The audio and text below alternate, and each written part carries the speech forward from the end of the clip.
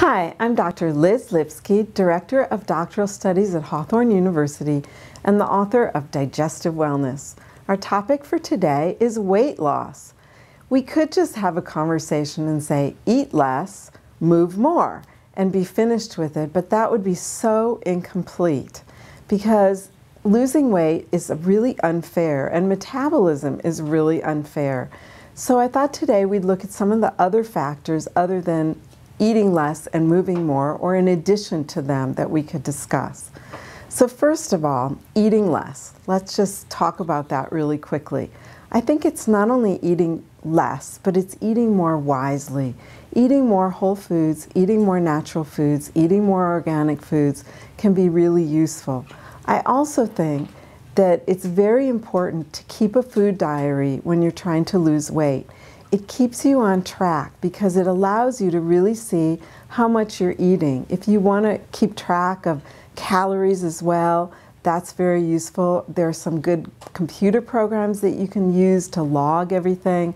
But it keeps me, when I write everything down, honest, because I have to write down that extra helping that I had of something, or those few almonds that I grabbed on the run. And it keeps me more aware of what I'm doing.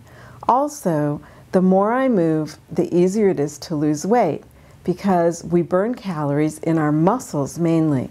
And if our muscles are bigger and have more bulk, then it's easier to burn more calories. In fact, there are studies that show that people who walk 12 miles a week can lose up to 10 pounds in a year and be eating 300 calories a day more every day after a year, just because they've been walking every day. So that's a little bit about eat less and move more. In addition, there are so many other factors that play a role. I find that many of my clients are emotional overeaters. They eat when they're feeling frustrated or upset or lonely or angry or sad. We eat when we're happy, when we're celebrating. There's every possible reason to eat. One time I was having a weight control group and I had all the women in the group brainstorm all the reasons why they eat when they're not hungry. So again, if you're an emotional eater, one of the most important things that you can do is to try to pinpoint why you eat and when you eat, when you're not hungry. So by figuring out what those triggers are, you can really pinpoint. So let's just take one trigger. One of mine, if I had one, because I'm not really an emotional eater, would be that I love to procrastinate.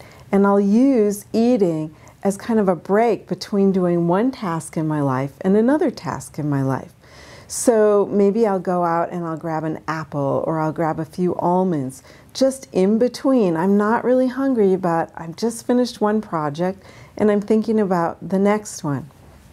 So I could go grab a few almonds or a half an apple, but I could also sit down and read a magazine article, or I could make myself a cup of tea, or I could walk around the block, or I could stretch, or I could read my email, or I could play a game of solitaire, or I could put some rice on to soak for dinner at night. There's all kinds of things that I could do if I just wanted to take a 3 to 5 minute break. And so thinking about that and starting to make lists. So I have clients make lists. So one of the really common ones is feeling underappreciated. So it's like, okay, if you're feeling underappreciated, what can you do? Well, I could take a bath, I could call a friend, I could watch a movie, I could listen to music, I could go to the library and take out stacks of music and books or videos for almost no money. There are a lot of ways we can try to appreciate ourselves that don't have anything to do with food. And so whatever your trigger is, try to figure out what your trigger is and then make a list of all the things you might be able to do in addition to eating. And then start using that list every time you're feeling that feeling and you immediately react and want to have something to eat. Think about, well, I could eat, or I could do one of these other things. I could take a bath, or I could call a friend, or I could Go for a walk. There's a million things you could do, because why we eat is because it's worked in the past, and it's just a habit. So we need to change our mind and change our habit. Another reason why people find it very difficult to lose weight is the toxic overload. Every day, the average person is exposed to over 100 different chemicals in their life, in their food, cosmetics, soap, deodorant, toothpaste. And by doing a detoxification, we can help reduce that load, which helps our metabolism work much better so that we can lose weight more easily. And I already made a video podcast on detoxification and talk about it in digestive wellness. So if you'd like more about that particular topic, you can find more on my website and also at Access to Health Experts. I've interviewed many experts on detoxification issues. Another reason why people don't lose weight is because they have hormonal imbalances. Maybe their thyroid's not working right. Maybe they're overly stressed and their adrenals are out of balance. Maybe estrogen and progesterone or testosterone are out of balance. And so having your hormone levels checked can be another important key to balancing your weight with ease. The final way that I want to discuss is food sensitivities. Elson Haas wrote a wonderful book called The False Fat Diet that talks about how food sensitivities can cause us to hold water and hold weight and cause inflammation in our body. And it starts a vicious cycle that cascades and causes us to be heavier and heavier, but more and more tired and not feel good. These are all contributing factors to why it's not as simple as just eat less and move more for us to lose weight.